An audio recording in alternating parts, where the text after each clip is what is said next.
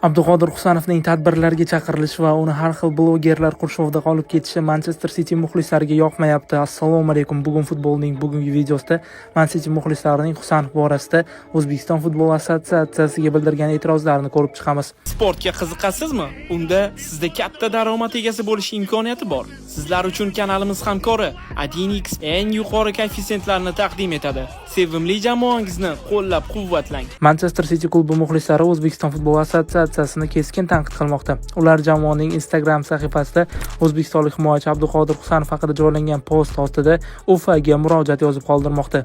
O'zbekiston futbol assotsiatsiyasi Abduqodir Husanov bilan bog'liq vaziyatlarda uning xavfsizligiga e'tibor qaratmayapsiz. Shuni unutmangki, Husanovning xavfsizligiga aynan siz javobgarsiz. Ijtimoiy tarmoqlarda tarqalayotgan videolardan ko'rinib turibdiki, uning atrofini ko'plab tanigan va tanimagan insonlar o'rab olgan. Bu futbolchini yaxshigina chalg'ityapti va asabiylashishiga sabab bo'lmoqda. Uning xavfsiz va nazorat ostida bo'lishini ta'minlash sizning burchingiz. Xoh O'zbekistonda bo'lsin, xoh terma jamoa bilan xorij safarlariga chiqqanida bo'lsin, uning xavfsizligiga javobgarsiz. Husanovning bo'sh vaqtini behuda narsalarga sarflamang. E'tiborini ortiqcha narsalarga chalg'itmang va futbolchilik faoliyati doimo birinchi o'rinda bo'lsin. Sizlarning bunday boshqaruvingiz va e'tiborsizligingizni shunchaki qabul qilib bo'lmaydi. Ishingizni yaxshiroq bajarishga harakat qiling deb yoziladi izohda. Trenirovka bo'ldi-ku, Abduqodir Husanovdan intervyu olishdi. Juda ko'p bo'lib ketdi. Jurnalist men unaqa ko'rmaganman. Men shu gapingizga bitta narsa aytib ketaman, Ahror. Kecha hech qayerda aytmayman dedim, lekin bari aytaman, shu aytib ketay. Yosh jurnalist yigit-qizlarimizga avvalo omad tilayman. Bu sohaga kirib kelayotgan. Bobur aka buni jurnalist sifatida.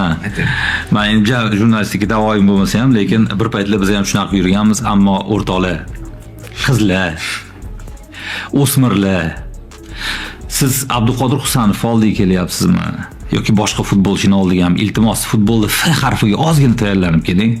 Husanov kim? U Angliya borib qolgani uchun emas, yulduz bo'lib qolgani uchun, PR uchun, o'zingizni internet nashringizga yo biror joyingizga ko'p like olib keladigan narsa uchun emas. Abduqodir oldiga borganingizda men nima savol beraman degan narsa bilan boring. Bugun qoning to'qmi, nima ovqat yeding, ishtahang qanaqa degan savol emas. Vatanga kelib nimani his qilyapsiz degan savol emas. Futbolchi savollar beringlar toki Abduqodir qochib ketmasin sizlardan. Bir normal savol beringlar. Bo'lmasa bu sohani tashlaylar qizlarjonlar, xo'pmi? Futbolda va yashil maydonda nima bor sizlarga? Shu Abduqodir kelmaganda kirmasdinglar, shu ertaga kirmaysizlar ham-da. Bo'ldi, sizlarga kerak emas u futbol. Sizlar Husanov uchun keldinglar. Husanov uchun kelayotgan bo'lsanglar, eshigini teyli kutib olinglar, hovlisiga borib. Unaqa futbol jurnalistikasini matbuot anjumanlarida uyaltirmanglar. Men ispanskiy stid bo'ldi sizlarning o'rninglarga borib, men uyalib ketdim. Ozgina futbolni o'rganib kelinglar, o'sha akalardan, dodanglardan, internetdan ozgina o'rganib kelinglar. Shu sizlarga maslahatim, baraka topinglar. Borganinglarni o'zi yaxshi, qurshab oldinglar, bir odamning ko'zi quvnadi, lekin ozgina saviyaga e'tibor bersak, hammasi zo'r bo'lib ketadi.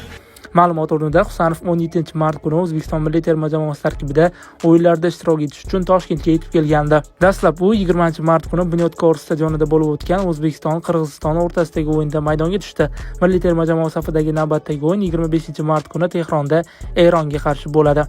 Shuningdek, Manchester City futbolchining terma jamoa yig'inidan Manchesterga qaytishi uchun alohida samolyot ham ajratgan.